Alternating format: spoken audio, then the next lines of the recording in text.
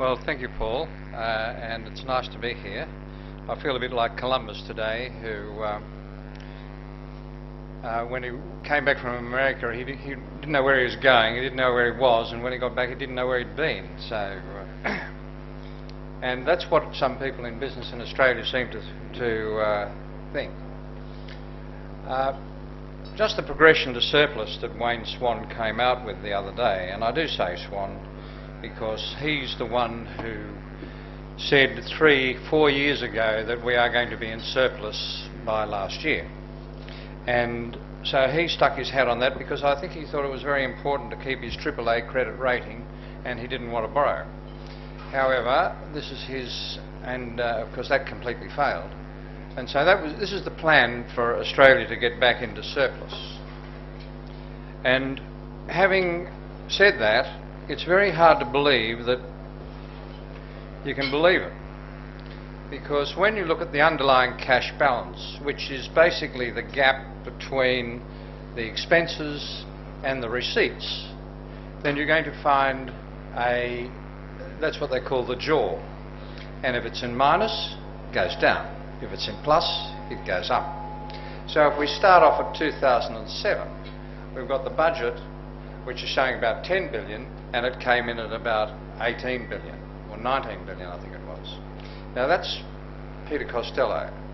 2007 and 8 is the same thing. The first budget for Wayne Swan is 2008-9.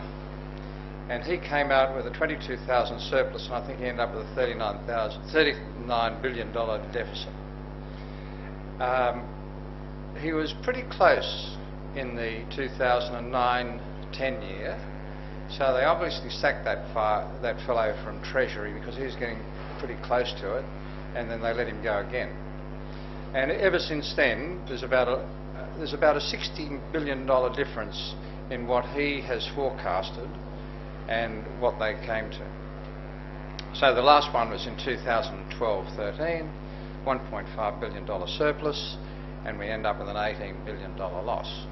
Next year we're aiming for a $18 billion loss. Sorry, last year, this year was $19.5 billion loss against the $1.5 billion surplus that he budgeted for. And this year we're going for 18 billion. So it's reasonable to assume we'll end up with 38 billion in deficit down the end of the way. Why does he get it so wrong?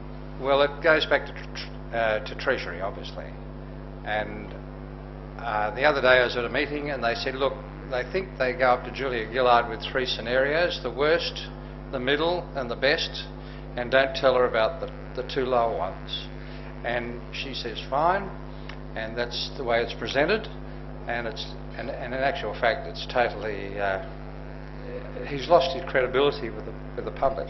I have never been with a chief economist of one of the larger banks, and in the middle of his discussion about how the economy's going, he said, when are we going to get rid of this government? Now usually that's a pretty unusual thing for someone to say who's meant to be impartial and just talking about the economy. But Ross Greenwood, where Scott and I were the other day, and he's pretty much on the liberal side of things, but he's very much on TV and radio with Alan Jones. He said he was quite vitriolic. He was saying they're just pissing it up against the wall and doing all this, and he was quite upset with the whole thing. But having said that, he said the budget that Swan came out with isn't such a bad budget. It has a social implication to it, and it has a few twigs in it to it that he just overall, so you've got the health issues, you've got the education that he's committed to. When I say health, I mean the National Disability Scheme. That is, I think that's going to be quite accepted by most, and Tony Abbott has accepted in his speech. There's going to be a cost to a few of those things, which Scott will talk about, like an increase of 0.5% on the Medicare levy to fund the NSID, NISD, I think, National Insurance Disability Scheme. That's what it is. Mnemonics get me sometimes, I'm afraid. So if we just go on a bit further, he did say as one line, we are going to tidy up a few loopholes in business, and that will yield to us about 4.3 billion. So who's going to be affected by the budget? It's really business and companies. So we listen to something that comes out on the screen, on the budget, and in actual fact, you've really got to read the budget and get behind it and see what the analysts say as to what's going to happen. So what they're doing is protecting the corporate tax base. They said that they would reduce the corporate tax base this year. They didn't give us any amount, and they said no, they're keeping it the same. Some of the loopholes. Thin capitalisation. Now what they're doing in thin capitalisation, if you invested in Australia over $250,000, you were obliged to make 1/4 of that equity and the rest could be debt. And that debt, the person who was lending it, like the parent company, would charge interest, and that would be deductible. If you were below that ratio, in other words, you just lent the money to the company and you didn't have the equity ratio, then the interest would not be deductible.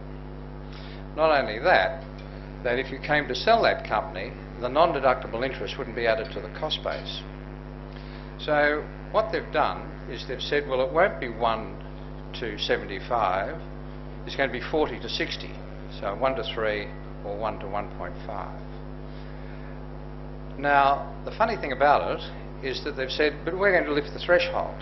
So you can just lend up to $2 million to a company in Australia now and still get the deduction, but you will not be, over $2 million, you have to comply with the reintroduced thin capitalisation rules. And that's the increase of the de minimis threshold from $250,000 to $2 million for debt deduction. Otherwise, your interest will not be claimable. They're going to amend the principal asset test.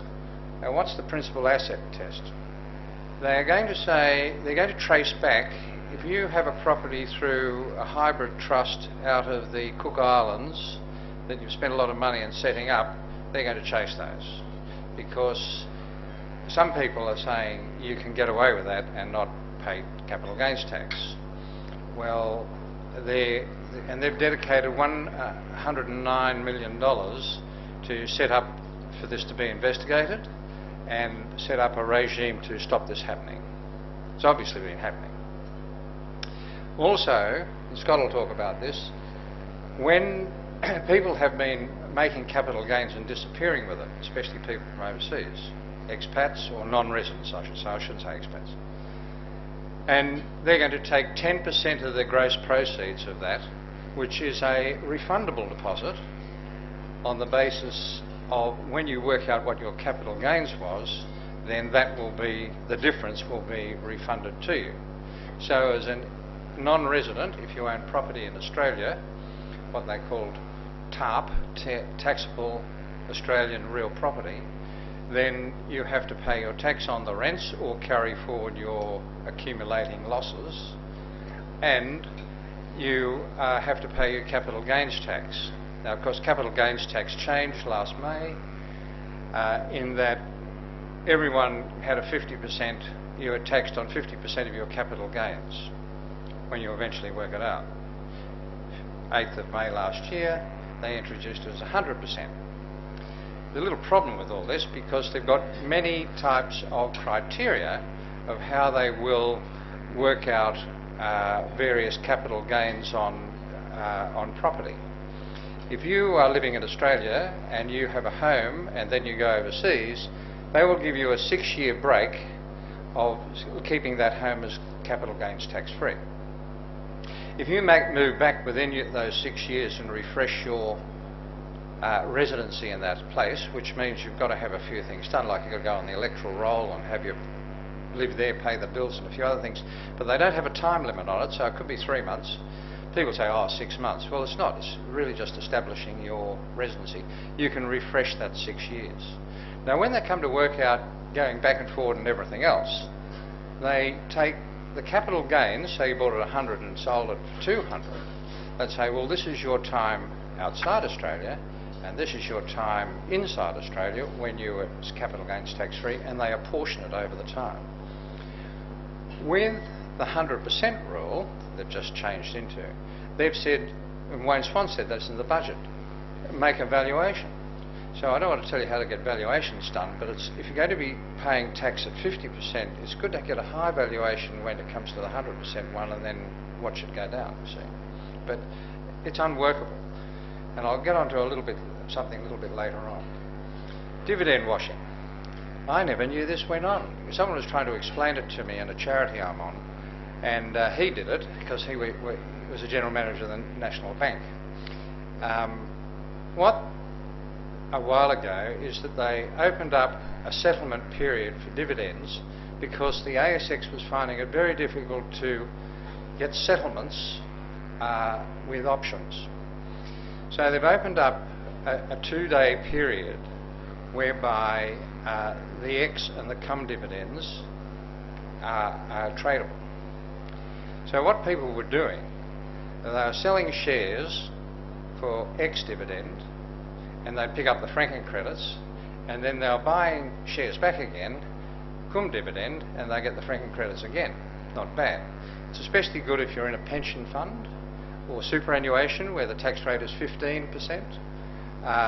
And there's a couple of other benefits to it if you can apply in business, because you're getting an extra, you're getting a double dip. So what they've said, all right, we're going to stop all that, and we will, what we're going to do is you can only do it up to $5,000 of franking credits. So there's the opportunity there to make another $5,000 if you're right into it. But you've got to know your stockbroker to do this type of stuff.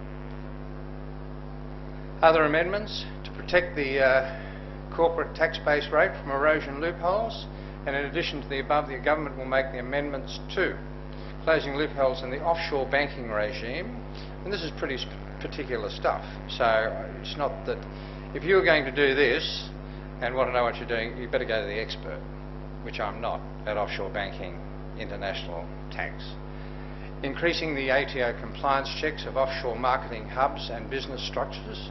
What they're getting at there is if I develop some IP in Australia, I sell it off to a tax haven overseas, and this is never done, of course, then excessive amounts are charged for the use of that IP, and you start shifting profits off. Transfer pricing it's getting into. And better target for deduction or exploration of genuine exploration activities in Australia. So what some of the companies were doing were moving assets around from one entity to another entity within a consolidation group and getting 2 deductions during the year. They're allowed to do it. There's another thing that was happening, is that if a company in Canada had a target company that it wanted to take over, it would take over this company in Canada. Then they'd sell it to an Australian company, and the company started making money. The dividends that were paid by the company over in Canada were paid to the Australian company, and dividends paid to a parent in Australia of an overseas CFC would be tax-free. So the dividend from Canada would be tax-free to Australia. However, the ultimate parent had lent a lot of money to the company in Australia, and they were getting large deductions for interest. So this brings into so there's a big interest debt coming in and non-taxable income coming in by way of dividends. And that's my disclaimer. So we're in out of time. I've gone over, have I? Move on. Yeah, sorry. I thought that's why I'm moving down. Sorry. Thank you.